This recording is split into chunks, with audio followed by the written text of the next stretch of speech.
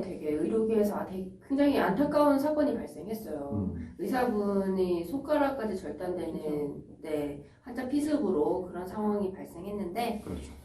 최근에 그 의사분이 한양대병원에서 결국에는 손가락 절단 위기에서 벗어났다는 소식까지 저희가 전해드렸는데 네. 그 뒷이야기들을 황병우 기자가 많이 취재를 하고 와가지고 좀 그 뒷이야기들을 한번 들어보도록 하겠습니다. 네. 제가 근데 그 기사를 접했을 때 제일 궁금했던 부분은 왜 그 의사 선생님이 을지병원에서 근무하시는 선생님이었는데 한양대병원에서 최종적으로 손가락 접합 수술을 받으셨어요. 네, 그렇죠. 네, 왜 한양대병원까지? 일단 널리 알려진 것처럼 그분 이제 L 교수님이라고 제가 표현을 할게요. 저희 네. 기사에서 그렇게 했으니까 네. L 교수님께서 그 병원에서 원래 수부외과를 하셨고 그렇기 때문에 당장 그 병원에서는 수부외과 수술을 할 만한 상태가 아니었어요. 그러니까 좀 한 명뿐이었죠. 그렇기 때문에 다른 병원을 물색할 수밖에 없었고. 근데 동원교에 대학병원이 많잖아요. 그렇죠. 가까이에 있는 더 대학병원들이 있는데 일단 그 교수님께서 한양의대 출신이시고요. 제가 듣기로는 그 큰 사고를 당하셨지만 어느 정도 이제 판단을 내릴 수 있으실 정도의 상태가 되셨던 걸로 알고 있고.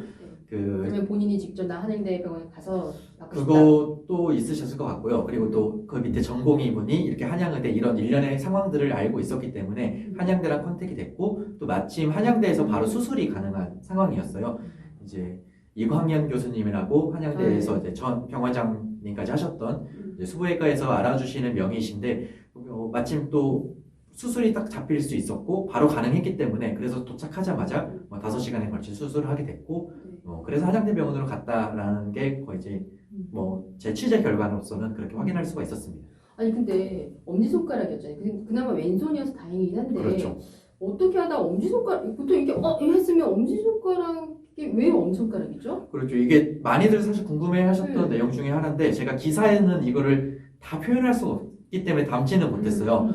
근데 이제 제가 L 교수님을 만나서 그쵸. 취재해서 당사 들었을 때는 이제 보통 진료실에 이렇게 앉아 있고 저쪽에서 문이 열리게 되죠. 네. 어떻게 문이 열리자마자 앞에 환자분이 있었으니까 무슨 일로 오셨어요? 라고 물어봤을 때 그 환자가 품에서 이렇게 꺼낸 거죠. 칼을. 오른손잡이니까 이렇게 꺼내서 이렇게 찌르려고 했던 거예요. 이렇게. 보통 이야기를 들어봤을 때는 아마추어들은 칼을 이렇게 찌르지는 못한다고 하더라고요. 이렇게 찌르는 거죠. 보통은 이렇게 찌른다고 생각을 많이 하잖아요. 네. 근데 그럴 수도 품에 있고. 신문지에 감겼기 때문에 이렇게 숨겨서 아. 들어왔다가 이렇게 해서 이렇게 한 건데 이제 교수님께서는 이렇게 해서 막으시고. 경황이 없으니까 이거를 이렇게 하니까 이렇게 잡으신 거예요. 이렇게 잡으셨기 때문에 칼이 들어왔고 여기에 그러니까 이제 큰 상처를 입으시게 된 거죠. 거의 피부만 안 미고 다 잘렸다고. 제가 일단 취재를 하면서 이제 집도를 하셨던 이광현 교수님께 정확한 어떤 정도 상태였는지 여쭤봤을 때는 사실상 진짜 이 안에를 베었기 때문에 이 끝에 피부만 붙어서 남아있는 상태. 그러니까 이게 없었으면 거의 절단된 그걸 거예요. 아절단 상태. 그걸 아절단 상태라고 95% 이상 잘린 상태를 아절단이라고 표현하는데 칼이 진짜 날카로운. 네. 그 칼 이야기도 또 드리면은 보통 식칼로는 이렇게까지 될 수가 그 없다고 뼈가 잘린 하더라고요. 거잖아요. 뼈가 완전히 조각 나서 그러니까 뼈는 다 잘린 거예요. 피부만 남아 있었던 상태이기 때문에 뼈가 잘려서 파편이 이쪽 위쪽과 아래쪽. 그러니까 아무리 해도 우리가 엄지손가락이 이 뒤로는 안 가잖아요. 근데 그 이광현 교수님 말에 따르면 이게 완전 여기까지 엄지가 이렇게 뒤까지 나올 수 없는 각도로 좁혀질 정도로 굉장히 심각한 상태였다. 왼손이어서 그나마 다행이라고 생각하는데 네. 근데 올해 초였죠. 고 인재영 교수님 같은 경우에는 네. 그 환자가 좀 정신질환이 있던 환자였잖아요. 그렇죠. 이번에 좀 그런 게 있나요?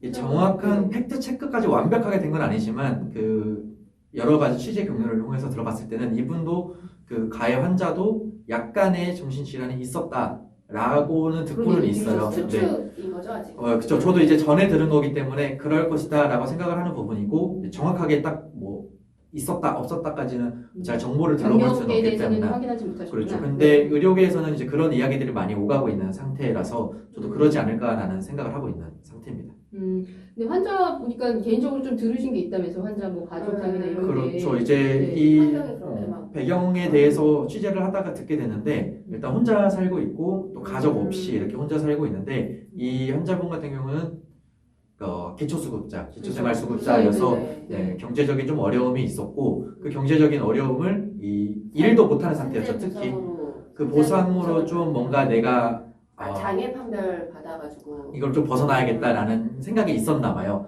그렇기 때문에 재활치료 단계에서 일찍부터 이 보상에 대한 요구를 했었고 그런 요구들을 했었는데 여러 과정들을 기사에도 나왔지만 여러 과정을 거쳤지만 결국 안 됐어요. 안 됐고 그게 최종적으로 나왔던 게 지난 17일 그리고 나서 그 통보가 간 게 22일 그 다음 날 와가지고 그 사건이 이렇게 벌어지게 된 거죠. 근데 또 환자의 이런 과격한 행동들을 또 생각해보면은 의사들이라 하면 뭔가 친절하지 않고 뭔가 퉁명스럽게 말을 했고 그래서 환자가 불만을 품고 화가 나지 않았을까라는 생각을 많이 하는데 맞아요, 어땠나요? 맞아요. 사실 댓글에도 일반 댓글에도 많이 달렸어요. 그런 게 뭐 의사들이 이렇게 하니까 그러면 한 거 그런 거 아니냐. 아니냐. 근데 실제로 제가 에릭 교수님 만나봤을 때는 그런 큰 일을 당하셨을까 싶을 정도로 되게 차분하고 조곤조곤 말하시는 스타일이세요. 그런 거를 봤을 때는 제가 이렇게 말투를 하시는 분은 개인적 경험으로 봤을 때도 저도 진찰을 받아보니까 그런 식으로 환자 기분 나쁘게 말하실 만한 스타일은 아니신 것 기본적인 같아요. 환자를 대하는 태도가 네. 그럴 것 같지 않다는 얘기죠. 그랬을 거라는 짐작을 환자한테도 하고 신경을 되게 많이 써줬다고. 실제로 그 이제 뭐 보험 약관이나 이런 과정에서 소견을 원하잖아요. 이제 의사 그쵸. 진찰로서 그런 부분에서 할 수 있는 거는 다 내주시고 안 된 거는 없고 단지 이제 환자가 야 이게 더 심각하다 뭐 이런 과도한 그거는 이제 거짓 소견이 되는 거니까 그건 할 수는 없는 영역이었고 근데 그 밖에는 이런 걸 받을 수 있도록 낼 수 있는 서류들은 다 협조해주고 했기 때문에 보험약관 얘기는 보험약관 가져오라고 하셨다는. 아 맞아요. 그 보험 앞서서 이제 최종적인 소송 얘기는 사실 병원에다가 소송을 낸 거고 그 전에는 장애 판정 그 다음에 이제 안 되니까 보험 보상을 받으려고 했는데 네. 그래서 보험을 가져와라 약관을 약관을 가져와서 가져오면. 좀 확인해서 이게 그럼 좀 거의 해서 교수가 환자랑 머리를 맞대고 막 상담을 해주신 거네. 근데 사실 근데 환자가 보험 약관을 가져오지 못했고 잃어버렸다는 이유로 아. 그리고 실제 보험도 아마 그 보상이 되지 않는 보험이었던 걸로 저는 알고 있어요. 그렇기 때문에 뭐 해줄 수가 없었던 상황이었고 네. 이제 최후의 방법으로 병원에 그러면 너희가 보상해라 했는데 그것도 법원에서는 이제 기각을 시킨 거죠. 그렇게 해서 이제 안타까운 사고까지 연결된. 안타까운 일이었어요. 그렇죠. 예.